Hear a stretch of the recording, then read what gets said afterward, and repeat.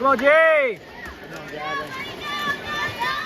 We knew the timing of the last swim meet was going to be the day before the biopsy. And Dr. Greenwood was a little hesitant because the tumor could rupture. He wasn't supposed to be running or jumping. He was on crutches at that point. She reluctantly agreed for his mental health. We knew he needed to get in the water and swim and compete. So everyone's already ahead of him.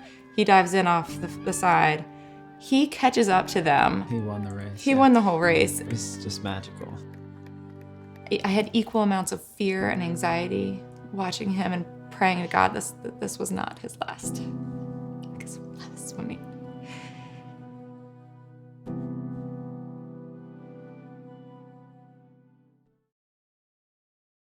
So we're the Yance family. We have Charlie, who is in 9th grade at Atlee High School, and Gavin is a 5th grader at Cool Spring Elementary, and Luca is a 5-year-old doing preschool at home with mom this year. And we're Jenny and Russ. So Gavin, he's very active. He's into sports, baseball, swimming, and then just any other active 10-year-old thing you can imagine. He started to complain of having pain in his leg, his right leg, but it would come and go. He would have moments where it hurt, and then an hour later, he was running around like nothing was wrong. But after a couple of weeks, it started to get a little worse. We came home from a vacation the first week of July, and that was the most pain he had been, where he was having difficulty walking even. We all thought it was growing pains or maybe a pulled muscle. So we went to the doctor that day, just a pediatrician, and she said, same thing, probably growing pains. Go home and rest for a week, no swimming, no baseball. Put your leg up, ice it. And by the next day, it was so swollen. That's when we called the pediatrician back, and she said, I want you to go to the ER. Let's start at Kid Med. We had no idea at that point that it was anything more than, we thought maybe an infection or, something that would be a quick fix. The way that they looked at me, they knew. I didn't know at the time. They looked terrified, and it terrified me. They didn't tell us why we were going to the ER. They just said, we see something, we don't want to say what it is because we don't want to scare you. We just want you to go and make sure that everything's okay. By 2 a.m., we knew that there was a mass in his leg. You hear the word mass or tumor, and you immediately sort of freak out a little bit. When you first said that to me over the phone, I was like, geez, that's scary. It's very, very hard to feel like you don't have any control. To see your kid hurting and having to go through such a difficult, life-altering experience, it's really, really hard. It was terrifying. I remember going in the bathroom and just looking and praying to God, and I remember saying I can't do this. This can't be what this is. And I remember a calm feeling though of you can and you will, and I'm here because we're very, through this especially, have leaned very heavily on our faith and knowing that God is with us and there is a plan for Gavin to do something great with this. And I tell him all the time, there is a reason for this. There's a bigger reason. There has to be. Once we got the Ewing sarcoma diagnosis, the next day, August 2nd, was his first treatment. And Katie Barber, this is one of those examples of how Ask knows what we need before we need it, because we didn't know that morning of the first chemo, we were going to have to hear about every side effect that could happen to him. And I think that was the hardest days. But Katie Barber snatched up Gavin with a smile and said, let's go play Uno. And I think that was the first day that we met Rich and Anna and Leanne, and Katie had given us a tour of the fishbowl, and they were all so happy and loving each other, and they were this big happy family. That's another way that Ask and people like Katie Barber knew what we needed before we did. Because we got that tour, and Katie and Leanne were so bubbly and personable that first time we met them, the next time we go into clinic, Gavin was already comfortable. I wanted to try a jalapeno. Uh-huh.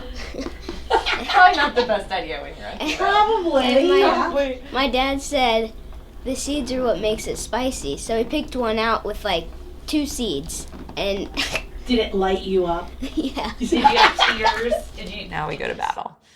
Now we go and kick cancer's butt. And he loves when people would say that at the beginning. They'd send him notes saying, kick cancer's butt. And he'd be like, yeah. How do you tell your perfect 10-year-old who has grown up playing baseball and travel baseball with his buddies, he might, that he can't keep his leg, essentially. We wanted to make sure if we were gonna have a plan that it was gonna be the right plan for Gavin. He knew there were a couple of options. He could get a metal rod in his leg. He would never be able to run again with that. And there was a lot of risk of infection. There was a second opinion we got about putting a cadaver bone in his femur, but it was too close to the growth plate. And where the femur and the tibia meet. And then a full amputation. Full amputation. I can't find the words. I'm praying that God will give me the words, and I can't find them to tell him this. Because at that point, after chemo started, he didn't have any more pain.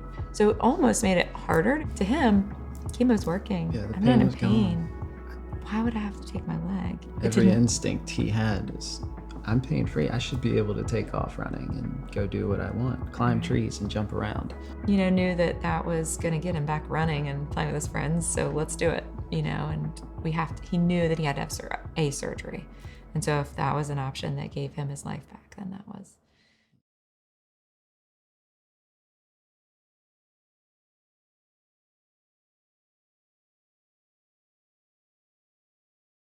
Hello, I couldn't keep up with him. He's so excited.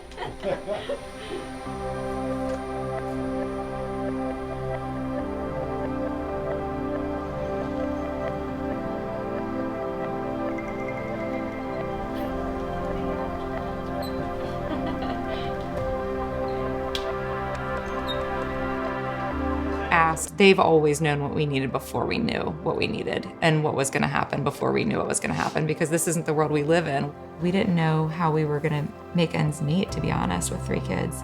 And they jumped in and said, we'll pay your mortgage, we'll pay your bills. When we had so much uncertainty, when we were switching insurance, Anna, again, as soon as I said something about, insurance, she said, oh, well, let me help you, and jumps right in. And when we needed a tree even down, Billy Davis jumped in from Arborscapes through Ask, and has just been this light in our life. By the time he left, he had texted me a swing he wanted to get for Gavin and put up, and he wanted to bring the bucket truck and make sure we do it on a day when he's home so he can see it. I haven't seen him smile that big in months. He was so happy. John is another person who just jumps in for our homebound. He will come up to me in the hospital and say, hey, sign off on this. We'll get it up the homebound because you have to do it every 9 weeks. And hey, how's homebound doing? And our homebound's been phenomenal because his teachers are just angels. But John helps get that paperwork through and make sure that that's one less thing on our plates right now. When I think of Ask, I think of relationships. I didn't realize at the time that they were already forming the relationships that we didn't know we needed with them. They've become our community. No one wants to live in this world, but once you're there, you need the support and you need to be able to lean on people. Some days when we go to the clinic, there's no other kids there. Some days it's packed, and some days there's no one else there, and that can feel like you are the only one going through it.